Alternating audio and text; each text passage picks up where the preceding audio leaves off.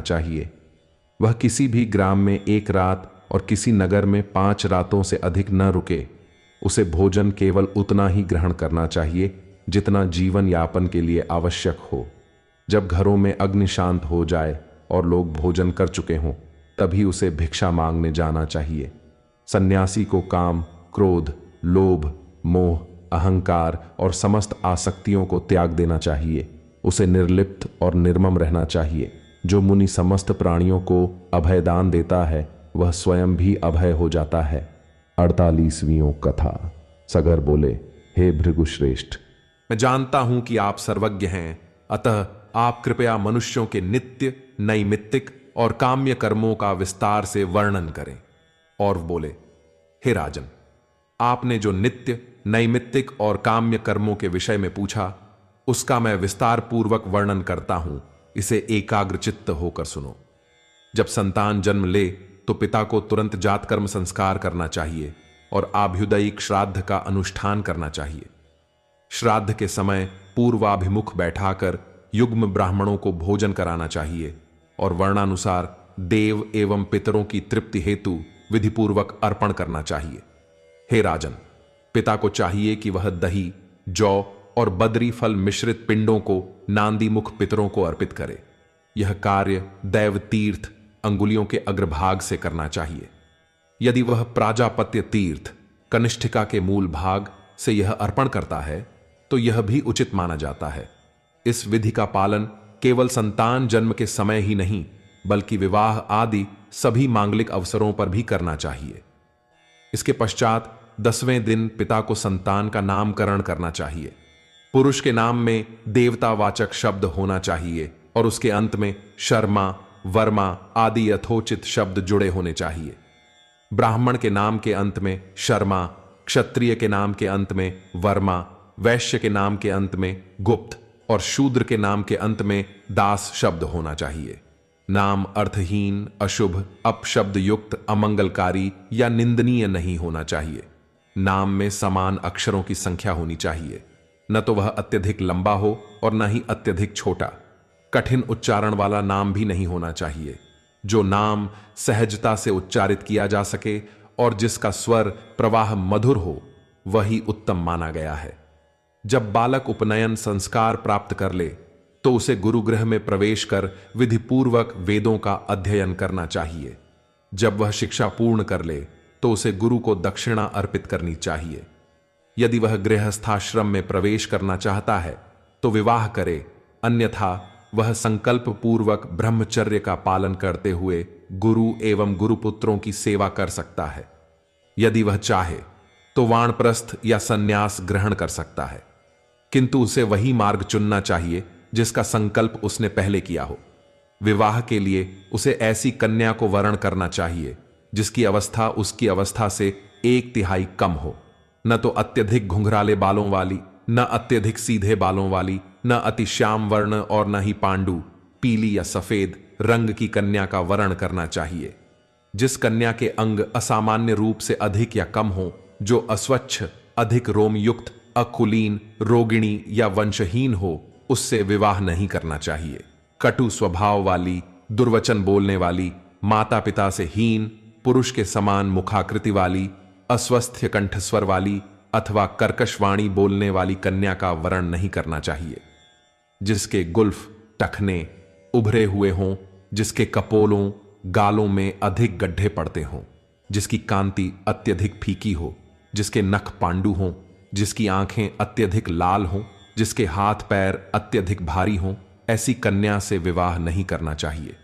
अति वामन, बहुत छोटी, अति दीर्घ, बहुत लंबी, जुड़ी हुई भौहों वाली, दांतों के बीच अधिक अंतर वाली, विकृत मुख वाली कन्या से विवाह वर्जित बताया गया है। हे राजन, पितृपक्ष से 7वीं पीढ़ी तक और मातृपक्ष से 5वीं पीढ़ी तक कोई संबंध न हो, ऐसी कन्या से विवाह करना चाहिए। विवाह के 8 प्रकार बताए गए हैं: ब्राह्म, दैव, आर्ष, प्राजापत्य, आसुर, गांधर्व, राक्षस और पैशाच। प्रत्येक वर्ण को उन्हीं विवाहों को स्वीकार करना चाहिए जो उनके लिए धर्मानुकूल माने गए हैं। अनुचित विवाह विधि को त्याग देना चाहिए। हे राजन, जब गृहस्थ अपने लिए धर्मपत्नी का वरण कर ले और उसके साथ धर्मपूर्वक जीवन व्यतीत करे तो वह निश्चित रूप से महान फल प्राप्त करता है। 49वीं कथा। गृहस्थ संबंधी सदाचार का वर्णन। सगर बोले, हे मुने, मैं गृहस्थ के सदाचारों को सुनना चाहता हूं, जिनका आचरण करने से मनुष्य इस लोक और परलोक दोनों में कभी पतित नहीं होता। और वो बोले, हे पृथ्वीपति, तुम सदाचार के लक्षण सुनो। सदाचारी पुरुष इहलोक और परलोक दोनों को जीत लेता है। सत शब्द का अर्थ है साधु, और साधु वही होता है जो दोष रहित हो। ऐसे साधु पुरुष का जो आचरण होता है वही सदाचार कहलाता है। हे राजन, सप्तर्षिगण, मनु और प्रजापति ये सभी सदाचार के प्रवर्तक एवं प्रचारक हैं। जो पुरुष उनके बताए हुए मार्ग का अनुसरण करता है वह जीवन में कभी दुखी नहीं होता। बुद्धिमान पुरुष को चाहिए कि ब्राह्म मुहूर्त में उठकर अपने धर्म और धर्म के अनुकूल अर्थ का विचार करे। उसे चाहिए कि वह धर्म और अर्थ की हानि न करते हुए ऐसे कार्यों का चिंतन करे जिनसे काम की भी पूर्ति हो सके। धर्म, अर्थ और काम, इन तीनों का संभाव से विचार करना चाहिए, जिससे न तो वर्तमान जीवन में कोई हानि हो और न भविष्य में किसी कष्ट का सामना करना पड़े।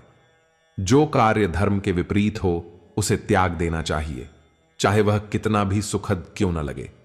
इसी प्रकार जो धर्म भविष्य में दुख देने वाला हो या समाज द्वारा निंदित हो उसका भी पालन नहीं करना चाहिए।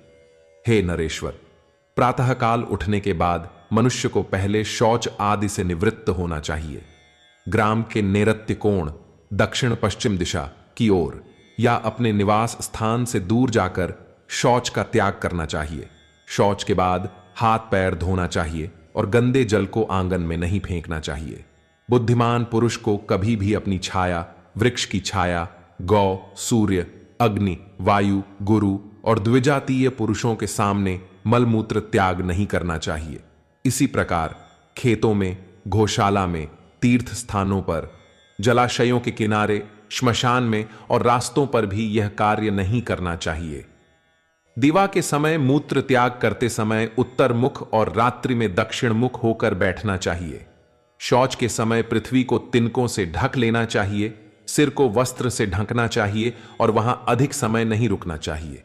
उस समय मौन रहना ही उत्तम है। ब्रह्मचर्य और शुद्धता बनाए रखने के लिए स्नान के बाद शुद्ध वस्त्र धारण करना चाहिए। स्नान के पश्चात देवता, आरशी और पितरों का तर्पण करना चाहिए। गृहस्थ को अपने जीवन निर्वाह के लिए अपने वर्ण और धर्म के अनुसार धन का अर्जन करना चाहिए और श्रद्धापूर्वक यज्ञ करना चाहिए। धन के बिना यज्ञ, हवन, अन्नदान और अन्य धार्मिक कृत्य संपन्न नहीं हो सकते। इसलिए गृहस्थ को उचित साधनों के माध्यम से धन उपार्जन करना चाहिए। प्रतिदिन नदियों, सरोवरों, पर्वतीय झरनों या देवताओं के लिए निर्मित जलाशयों में स्नान करना चाहिए। यदि ऐसा संभव न हो तो घर में शुद्ध जल से स्नान करना चाहिए। हे राजन, गृहस्थ को चाहिए कि वह अपने भोजन से पहले देवताओं, ऋषियों, पितरों, अतिथियों और पशु पक्षियों के लिए अन्नदान करे। इसके बाद ही स्वयं भोजन ग्रहण करे। गृहस्थ का यह कर्तव्य है कि वह अतिथि का सम्मान करे। यदि कोई अतिथि उसके घर आता है तो उसे उचित सम्मान, आसन, जल और भोजन प्रदान करे। विदा होते समय उसे प्रेम पूर्वक विदा करे। हे राजन, यदि कोई अतिथि घर से निराश होकर लौट जाता है तो वह अपने साथ गृहस्वामी का समस्त पुण्य ले जाता है और अपने पाप गृहस्थ को दे जाता है। इसलिए गृहस्थ को कभी भी अतिथि का अपमान नहीं करना चाहिए। जो गृहस्थ अपने सभी कर्तव्यों का पालन करता है वह इस लोक और परलोक में उच्च स्थान प्राप्त करता है। 50वीं कथा। गृहस्थ संबंधी सदाचार का वर्णन।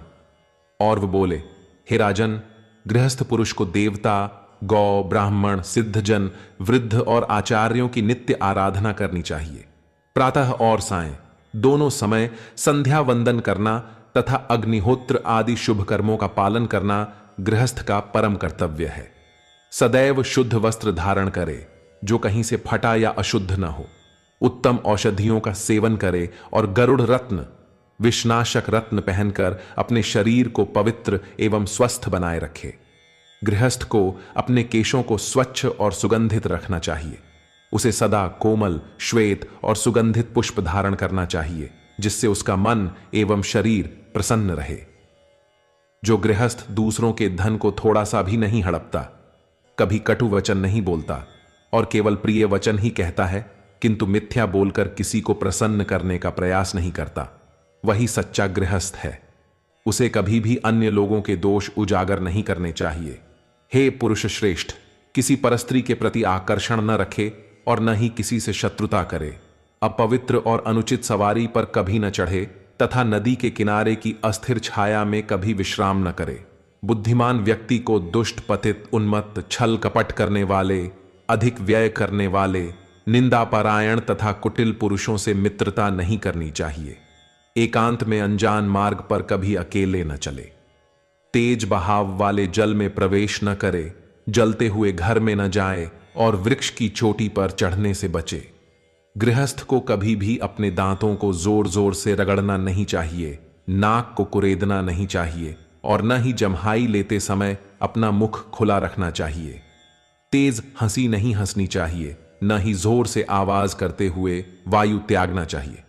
नखों को चबाना, तिनके तोड़ना या पृथ्वी पर उंगलियों से रेखाएं खींचना अनुचित माना जाता है। गृहस्थ को नग्न होकर स्नान, शयन, भोजन या आचमन नहीं करना चाहिए। उसे देव पूजा या किसी पवित्र कार्य से पहले अपने केशों को व्यवस्थित कर लेना चाहिए। होम, पूजन, जप और आचमन के समय एक वस्त्र पहनकर कार्य नहीं करना चाहिए, बल्कि पूर्ण रूप से शुद्ध होकर ही इन कर्मों में प्रवृत्त होना चाहिए। कुटिल और कपट से भरे व्यक्तियों से वार्तालाप न करे।